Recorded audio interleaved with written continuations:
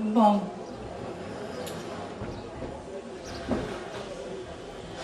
Donc vous savez que notre vie est jalonnée de différents passages. Des passages qui ne sont pas forcément toujours faciles à vivre, mais ça fait vraiment partie de la vie humaine. On traverse tout un tas de passages et à chaque passage, on évolue, on grandit. Et à chaque passage, c'est plus ou moins compliqué, plus ou moins bien vécu. Parce qu'on quitte toujours un état qu'on connaît bien, un état de confort, pour aller vers quelque chose qu'on ne connaît pas, qui peut nous faire très peur, nous intimider, même si parfois c'est très excitant. Et ces passages-là, on le sait, sont vraiment importants pour l'être humain, justement par le fait que ça nous oblige à bouger et à changer, mais on est en déséquilibre pendant la période du changement et des fois dans la réadaptation. Donc psychiquement, ça laisse des traces. Donc il y a des passages qui sont plus ou moins faciles, plus ou moins grands, plus ou moins longs, et d'autres qui se passent bien sûr plus facilement. Les rituels de passage, ils sont là justement pour nous accompagner dans cette période-là, pour nous aider à profiter pleinement de l'expérience du passage et pour nous expliquer, pour nous aider vraiment à faire le deuil de ce que l'on quitte et être accueilli dans la nouvelle étape de vie que l'on va rencontrer, dans le nouvel état vers lequel on va. Les ethnologues, anthropologues, sociologues, psychologues ont eu l'occasion d'étudier l'être humain et de se rendre compte que ces passages étaient plus ou moins bien vécus en fonction justement de la façon dont ils sont honorés et de ce que l'on en fait. Autrefois, dans les civilisations anciennes, les passages étaient très marqués, ils étaient ritualisés et ils laissaient moins de déséquilibre psychique que l'on peut en trouver dans les sociétés où il n'y a pas de rituel et pas de rite au moment de ces passages décisifs pour l'être humain. Dans notre société, il y avait les religions qui permettaient de trouver une ritualisation de ces passages dans la vie. Je dis le mal est parfait parce qu'on sait qu'au jour d'aujourd'hui, les religions n'ont pas plus trop lieu et elles ont moins d'importance en tout cas qu'avant. Et du coup, on se retrouve sans rien.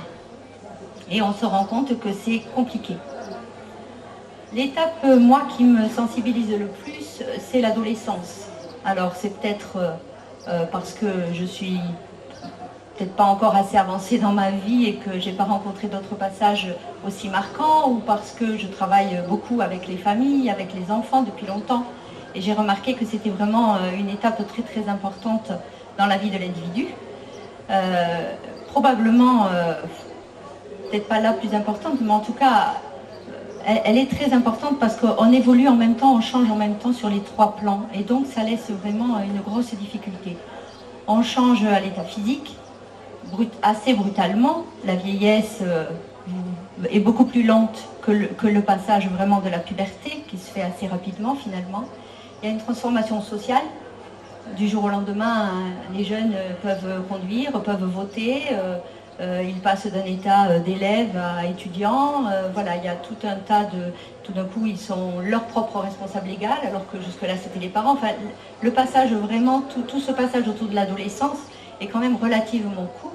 Et la dernière transformation, le dernier passage pour eux, la dernière transformation, c'est psychique et hormonal. Enfin voilà, il y a vraiment tout ce changement qui se fait relativement brutalement. Et donc pour moi, c'est l'étape de vie la plus importante, la plus marquante, et qui va être vraiment important justement de ritualiser. Mais il y en a plein d'autres. Les religions, notre religion marque bien sûr le passage de la naissance, avec le baptême, qui vient un peu après, bien sûr, pas juste pendant, mais un peu après. Et il y a le baptême qui va être vraiment l'occasion de faire rentrer l'individu dans une société, dans un groupe. On va le voir, c'est important cette notion-là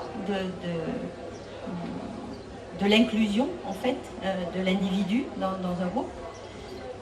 Après le baptême, il y a la période de la communion justement. Alors je dis la période parce qu'il y a la communion, la profession de foi, la confirmation, en fait toutes ces étapes-là qui rentrent vraiment dans la ritualisation du passage de l'enfant à l'adulte. où il va pouvoir vraiment s'engager et choisir son groupe d'appartenance religieuse. Donc ça, c'était vraiment des rituels, et ce sont encore, pour ceux qui sont croyants et qui pratiquent, ce sont des rituels de passage importants. Et puis après, il y a le sacrement du mariage, qui est une étape et un rituel important, puisqu'on passe...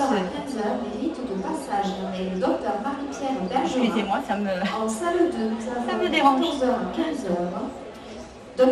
Donc le mariage qui permet vraiment de ritualiser le passage du 1, de la vie de l'individu, au 2, où on va être vraiment avec une autre vie, la découverte d'une autre vie.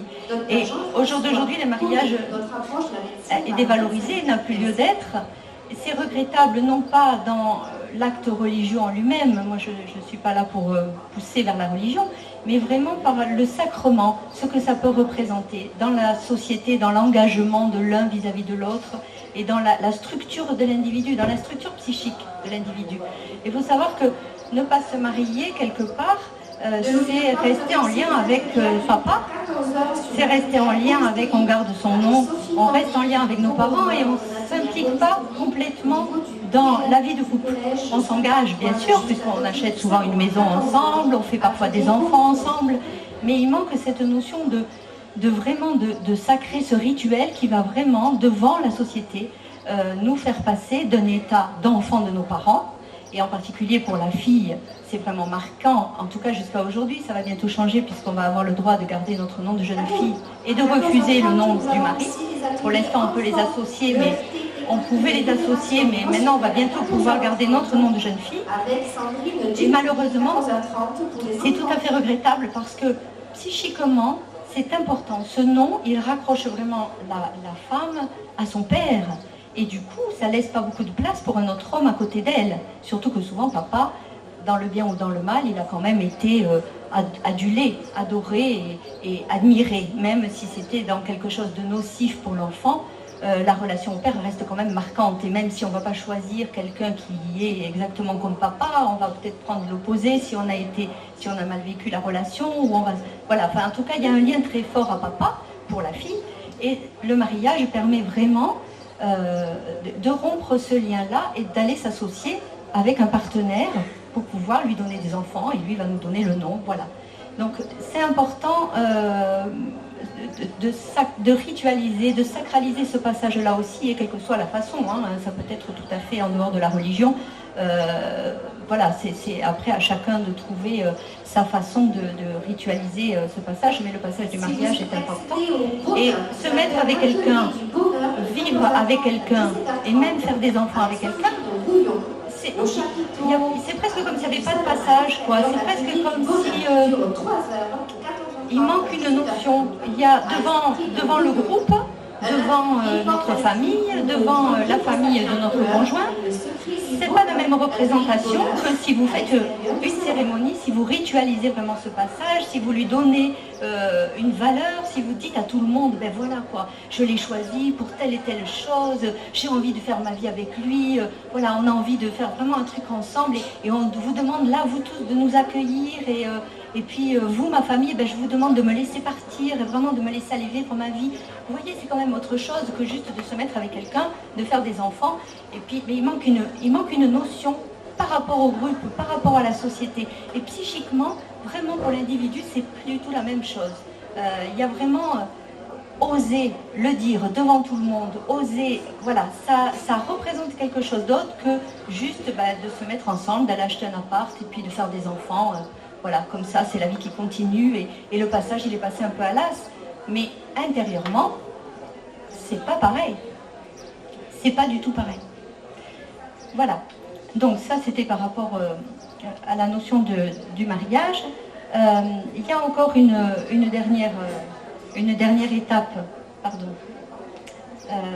L'étape finale, bien sûr, hein, l'étape de la mort, qui est ritualisée religieusement.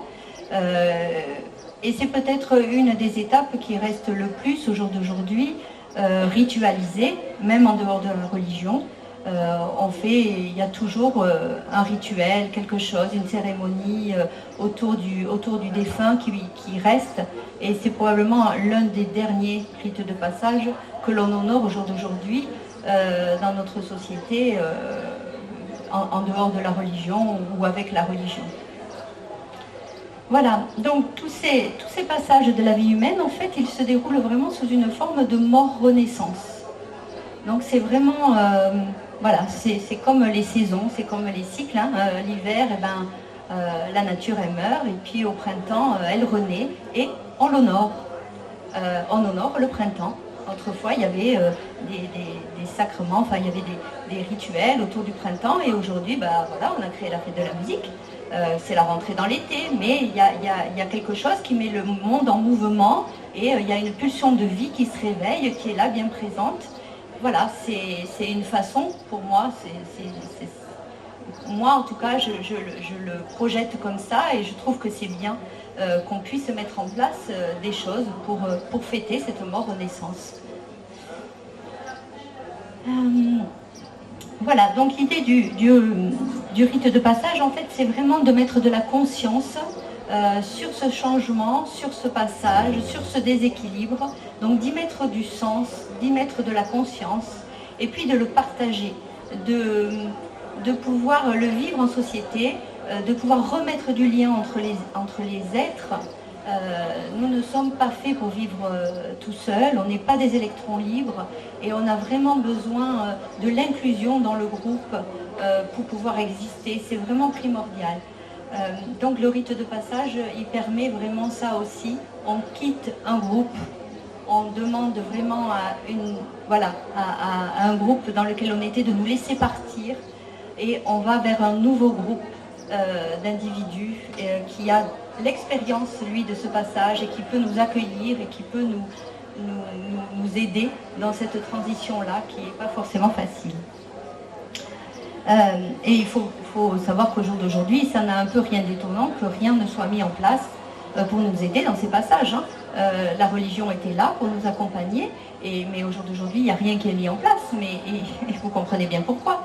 Et si on se lie trop les uns aux autres, et si on s'accueille, et si on s'unit, si on fait des choses ensemble, ben, on va être beaucoup plus difficile à manœuvrer. Si on est perdu avec nos déséquilibres, nos déstabilisations, ben, on va être beaucoup plus facile à manipuler d'une façon ou d'une autre. On pourra nous faire beaucoup plus facilement tout ce qu'on a envie. Et c'est vraiment là où on en est aujourd'hui. Hein. Voilà. Donc c'est vraiment important de remettre en place tout ça, parce que ça aide l'individu en lui-même, mais ça fait partie aussi d'une aide pour la société. Voilà. Donc les rites de passage, ils se passent sur trois étapes importantes. Donc il y a, enfin je vous le dis, il se passe dans les sociétés qui l'utilisent et qui le vivent, puisqu'il y a au jour d'aujourd'hui des sociétés anciennes qui continuent à ritualiser les passages de façon vraiment, je pourrais dire, traditionnelle, voilà, hein, qu'on retrouvait vraiment dans toutes les civilisations d'autrefois. On retrouvait ces trois étapes essentielles. C'est donc la première étape, c'est le moment où on va laisser partir l'individu.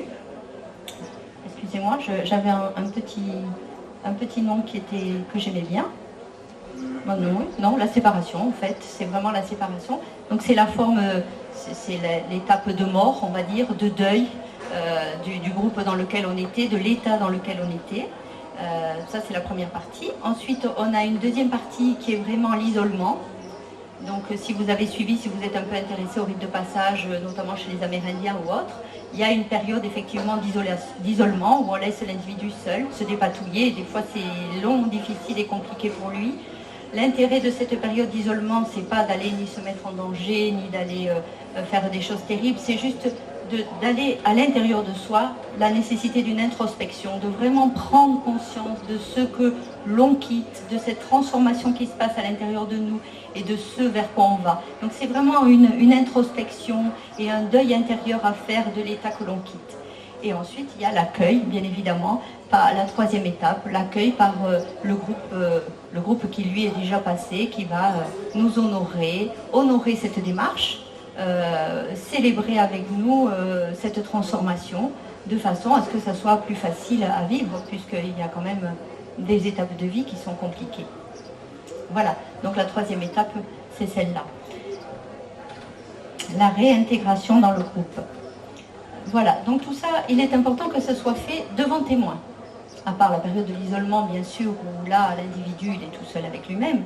Mais sinon, il est nécessaire qu'il y ait un moment, qu'il y ait des témoins qui soient là pour nous accompagner dans ce passage, pour vraiment que l'on soit sûr, après l'avoir vécu, qu'on n'ait pas rêvé. C'est un peu ça, en fait. Hein. Vous voyez, parce qu'il y a des choses, des fois, dans notre vie qui nous arrivent, et puis on se dit, mais est-ce que c'était vraiment comme ça? Est-ce que vraiment, moi, j'ai fait ça? Et on oublie. Là, il y a des témoins. Ils sont là pour nous encourager. Ils sont là pour témoigner qu'on l'a fait, pour nous honorer dans ce passage-là, parce que tous les passages méritent vraiment d'être honorés. Et ça, on l'oublie, on ne s'honore pas suffisamment soi-même. C'est compliqué d'être un être humain, vraiment. Être incarné, c'est pas simple. Il y a tout le contexte extérieur dans lequel on vit, mais il y a tout ce qui se passe à l'intérieur de nous. Notre corps, il fait ce qu'il veut, hein. On ne peut pas avoir la main dessus lui. Donc tout ça, c'est vraiment, c'est compliqué, c'est important qu'il y ait qu'on soit célébré dans ce moment-là. C'est vraiment très très important. Et ça aide et ça structure et ça donne plus de force. Voilà. D'ailleurs, vous pouvez voir les ados au jour d'aujourd'hui. Qu'est-ce qu'ils font? Ils se les créent, ces rites de passage. Ils se les font tout seuls. Enfin, pas tout seuls, avec témoins. Mais des témoins qui sont des congénères, on va dire. Ils ne prennent pas des témoins qui sont déjà passés. Non, ils le font entre eux. Et ils le font au défi, bien évidemment, parce que comme ils ne sont pas encadrés, comme ils ne sont pas encadrés et comme ils ne sont pas accompagnés, ils le font comme eux, ils pensent que c'est bien de le faire. Donc ils se mettent en danger. Et voilà, ça va pas, mais ils en ont besoin. On le voit bien qu'ils en ont besoin. Encore là, aux informations, on entendait ces jeunes qui se lancent des défis pour se jeter dans l'eau, enfin je ne sais trop quoi. Mais c'est extraordinaire. Se jeter dans l'eau, c'est formidable comme idée de rite de passage. Hein, mais ça ne va pas si ce n'est pas accompagné, si ce n'est pas fait dans un bon cadre, ils se mettent en danger. Et c'est regrettable. Voilà, donc je crois que c'est vraiment important de recréer tout ça. Alors pour vous donner comme ça un peu des idées, parce que c'est compliqué à mettre en place déjà tout seul, puisqu'il faut des témoins. Comment est-ce qu'on va faire pour trouver des témoins?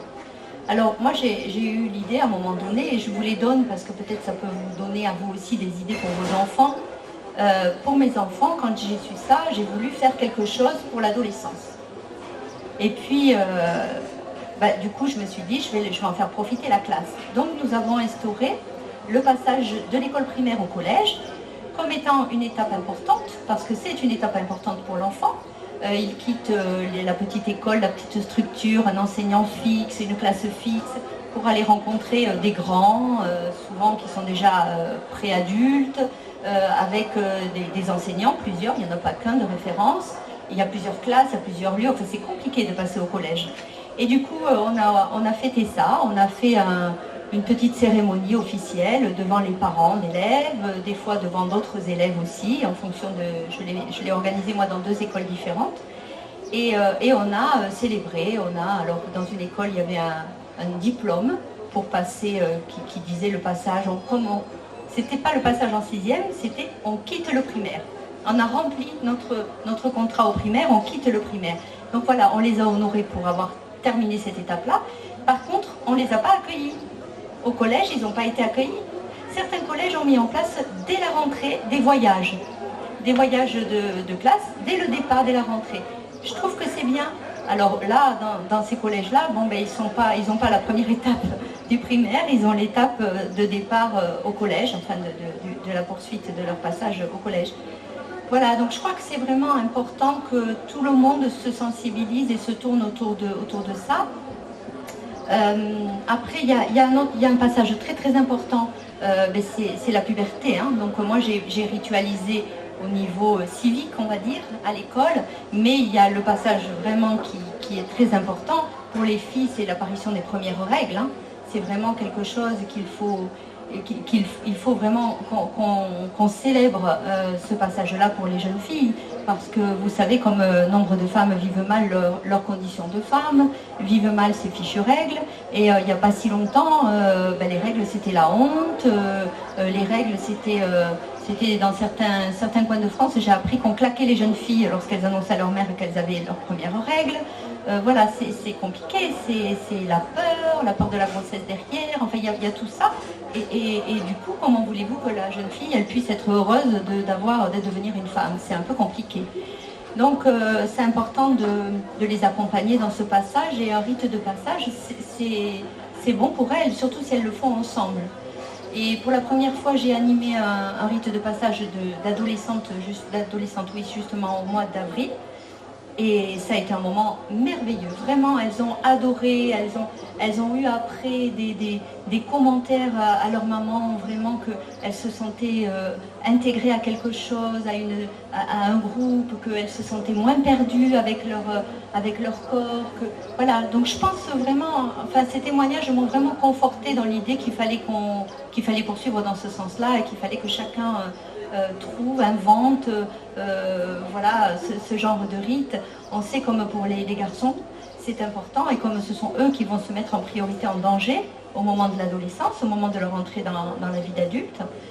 Donc pour les garçons, il faut vraiment aussi marquer ce passage-là, c'est très important.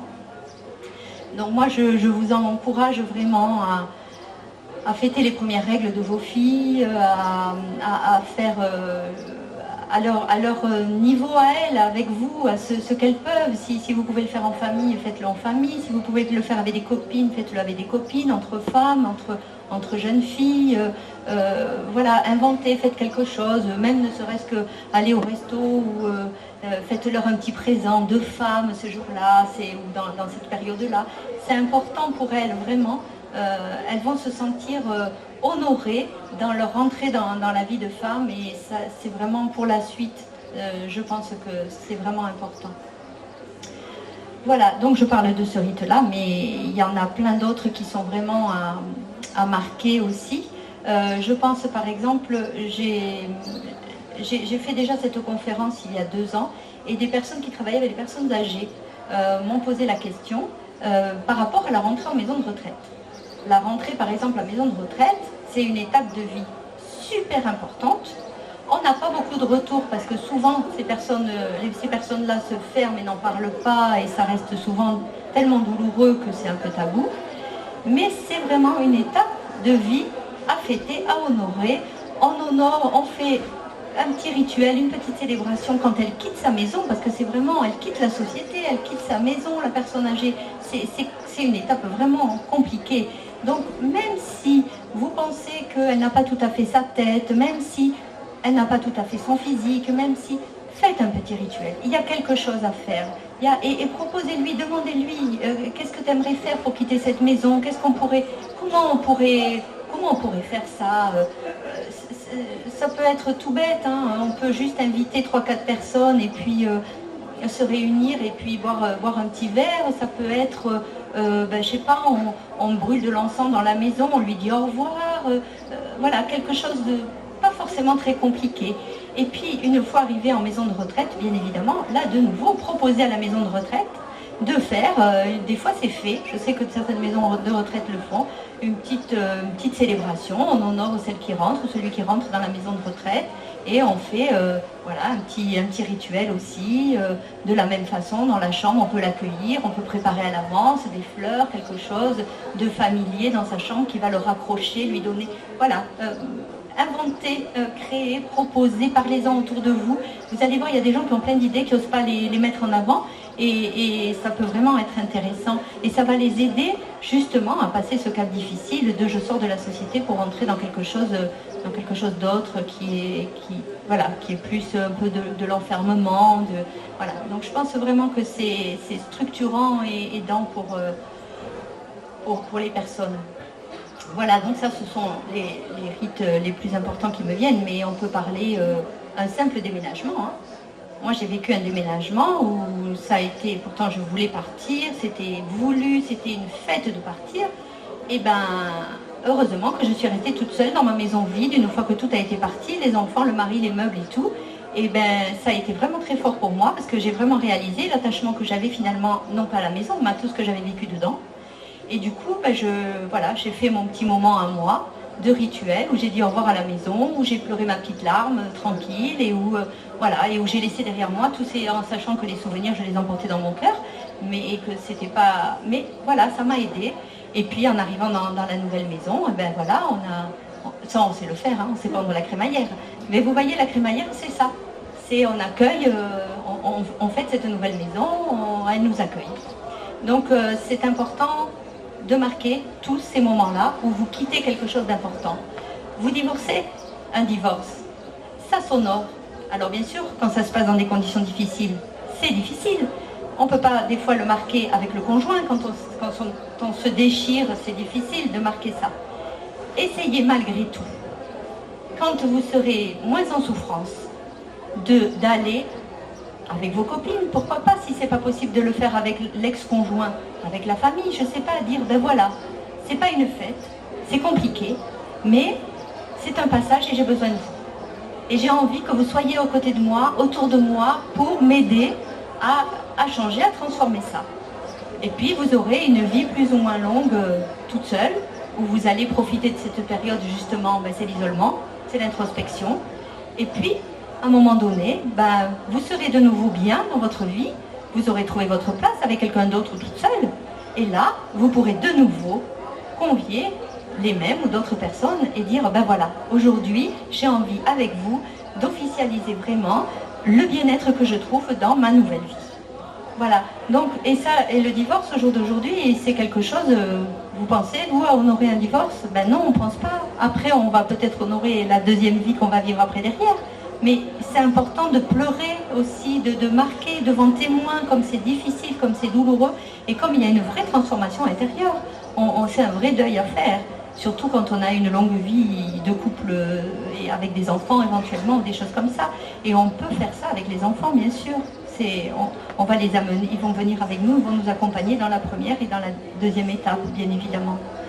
Voilà, donc faites ça pour vous, faites ça pour eux, et vous allez voir vraiment ça structure, ça donne du sens, ça met de la conscience sur les choses. Et on a besoin de ça, parce qu'on vit sans savoir, sans comprendre pourquoi on vit, on fait les choses comme ça, spontanément, et on souffre, et on est déstabilisé. Et si on met du sens sur les choses, si on prend conscience de ce que l'on fait vraiment, de ce que ça implique, ça change tout. Vraiment, c'est beaucoup plus simple, beaucoup plus facile, et puis on en sort grandi. C'est surtout ça aussi, c'est qu'on en sort grandi et on n'en sort pas seul. Parce que dans tout ça, il y a des témoins. Donc on n'en sort pas seul et on montre l'exemple. Ah ben dis donc, elle a fait ça, elle. Bah, pourquoi est-ce que moi, après tout, je ne le ferai pas? Et puis 3 ans après, quand on n'est pas bien, on se dit, tiens, elle l'a fait, moi je vais tenter, je vais le faire aussi. Donc, il suffit de le faire une fois pour se rendre compte qu'après, ça fait son chemin et que les autres derrière, ils peuvent réutiliser ça. Voilà, donc c'est vraiment des choses que je vous invite à penser. Qu'est-ce que je pourrais vous dire que je ne vous ai pas dit d'autre? Je crois que je vous ai un peu tout dit. J'ai retrouvé des choses intéressantes écrites. Alors je saurais pas, je suis désolée, pour celui qui l'a écrit en priorité, et puis pour vous, parce que je ne sais pas qui est l'auteur de cette phrase, mais je l'ai beaucoup aimée, alors je vais vous la lire. Les rites de passage ouvrent un espace de transition. C'est un lieu de déliaison et de liaison pour que les séparations ne soient pas des ruptures.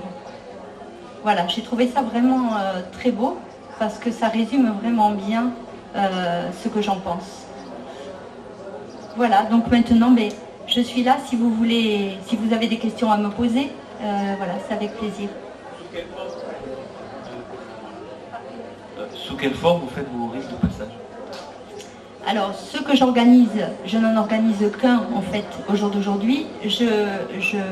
J'organise des rites de passage pour les adolescentes. Donc c'est sur une journée. Les adolescentes viennent avec une femme référente, qui peut être leur mère ou une personne qui soit, qui soit dans sa phase féconde, hein, pas une femme ménopausée. Il ne faut pas que ça soit une femme ménopausée. pour moi c'est important parce que la jeune fille elle rentre pas dans le clan des mamies, elle rentre vraiment dans le clan des femmes. Voilà, donc et puis pendant une journée en fait je vais petit à petit les faire échanger, prendre conscience de ce qu'elles quittent pour qu'elles puissent prendre conscience de ce vers quoi elles vont, et on va le ritualiser avec des petits ateliers qui vont leur permettre vraiment de le vivre dans leur corps, voilà, dans leur psychisme. Voilà, donc ça se fait sur une journée. Je vais également, et je ne vous en ai pas parlé, mettre en place des rites de passage pour la ménopause. J'attends moi-même ce passage-là pour pouvoir le ritualiser le plus justement possible, parce que le passage de la ménopause, c'est quelque chose de la même façon qui est très, très important pour une femme. Et voilà, donc je veux le vivre et puis ensuite le ritualiser. Si vous... Voilà, n'hésitez pas vous à le faire, c'est vraiment un moment important à ritualiser. Je pense que tous nos symptômes dans cette période-là seront amoindris si on honore la femme qu'on a été, si on arrive à faire le deuil de la mère qu'on ne sera plus, enfin la mère qui ne pourra plus mettre au monde, on va dire, parce que mère, si on l'a été, on le restera. Et puis honorer cette femme qui rentre dans quelque chose d'autre, dans une nouvelle vie, parce qu'on ne quitte pas la vie de femme, on rentre dans une nouvelle vie lors de ce passage-là. Et comme je ne vous l'ai pas dit encore, mes passages, c'est vraiment le pas sage, le pas vers la sagesse. Et la ménopause, c'est vraiment le passage de notre vie. Hein. Nous, femmes, c'est vraiment... voilà, les Amérindiennes, elles le savent bien, hein, elles deviennent les sages du village une fois qu'elles sont ménopausées. Donc c'est un passage très très important à honorer, à célébrer et à ritualiser. Voilà.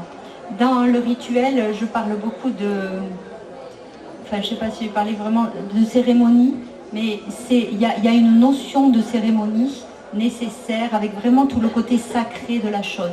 Hein. C'est le sacré de l'humain qu'on va honorer, qu'on va célébrer, voilà, ou juste qu'on va accompagner, quoi. Mais on est vraiment sur ce niveau-là. Donc c'est vraiment important, parce que nous sommes sacrés. C'est quand même, on est des êtres humains, c'est l'espèce la plus évoluée au jour d'aujourd'hui sur notre Terre. Donc, et on se laisse trop marcher dessus, on se laisse trop diriger, on se laisse trop dénaturer, on se laisse trop... Non, il faut reprenons notre potentiel en main, c'est important et personne ne pourra le faire à notre place. Donc voilà, je vous invite vraiment à tout ça.